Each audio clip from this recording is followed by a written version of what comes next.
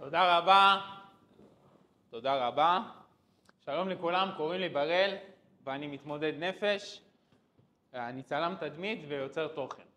היום אני רוצה לספר לכם, מי שיבין את הדבר הבא, שום פחד לא ינהל אותו.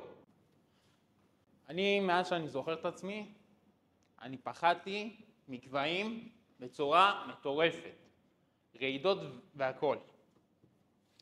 אני זוכר את עצמי שאני הייתי הולך עד גיל 18 ברמות כאלה, הייתי יושב במעלית, מחבק את המעקה ברמה כזאתי, כדי שאני לא אפחד, שאני לא אפול. הייתי מחזיק לאמא שלי את היד, הייתי מפחד מאוד.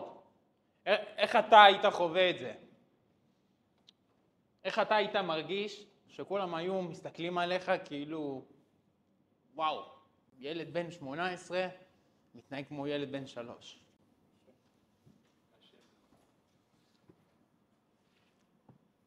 אני חייב להגיד לכם, אני באותו רגע ובאותם רגעים שראיתי אנשים מסתכלים עליי, שאני מחזיק את אמא שלי ככה, ושאני מחזיק את המעקה, ושאני מחזיק כל מיני דברים, אני מרגיש מושפל. אני רואה לחשושים של אנשים. אני רואה שאנשים מדברים עליי. אני שומע שאני שם, שאנשים אומרים, מה הוא מפגר? פה באותו רגע אני מרגיש, אחרי כל מה שעברתי, ממשיכים להגיד לי ככה, שאני מפגר. בנוסף להכל, אני מרגיש תסכול. אני אומר, וואלה, אולי יש אמת בדברים שלהם. אבל מה עוצר אותי? מה עוצר אותי? מה עוצר אותי? מגובה. אני אומר לעצמי, אני חייב להיפטר מזה. באמת, אני מרגיש מושפל. אני מרגיש שכולם צוחקים עליי, מלגלגים לי. ואני ילד בן 18, ווואלה, אני מפחד להיות על ההר, אני מפחד לעלות למטוס. אני מחזיק את אמא שלי בקניון? מה נסגר איתי?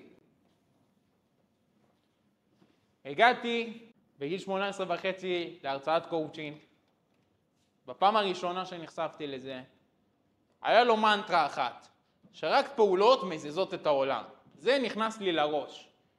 אחרי ההרצאה, יום אחרי זה, ממש יום אחרי זה, החלטתי שאני צריך לעשות שינוי. איך אני עושה את זה? אני לא יודע איך אני מפסיק פאקינג לפחד מגובה. כדי לעשות את זה, התחלתי לקרוא ספרים על להיפטר מפחד, כל מיני דברים כאלה ואחרים. בסוף הלכתי לגוגל. אמרתי, אני אלך לקיצון. והקיצון שמצאתי זה להטיס מטוס. חיפשתי כל מיני אופציות, הגעתי ל-iFly בראשון לציון. אני זוכר שהגעתי לשם ואני שולף את הטלפון. בפעם הראשונה אין לי אינסטגרם, אין לי כלום. פעם ראשונה שלי שאני מעלה סרטון לרשתות. שלום לכולם, קוראים לי בראל, אני הבן אדם הכי פחדן בעולם, והיום אני הולך להטיס מטוס.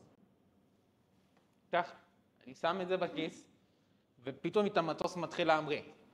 פתאום המטוס עוזב כבר את הקרקע. אני באוויר, ואני אומר, אני פאקינג מטיס מטוס! בן אדם שבקניון מחזיק את אמא שלו. במעלית אני מחזיק את המעקה. אין דבר שיכול לעצור אותי. ולכן, אני כאן כדי להעביר לכם את המסר. אל תיתנו לפחדים שלכם להגביל אתכם.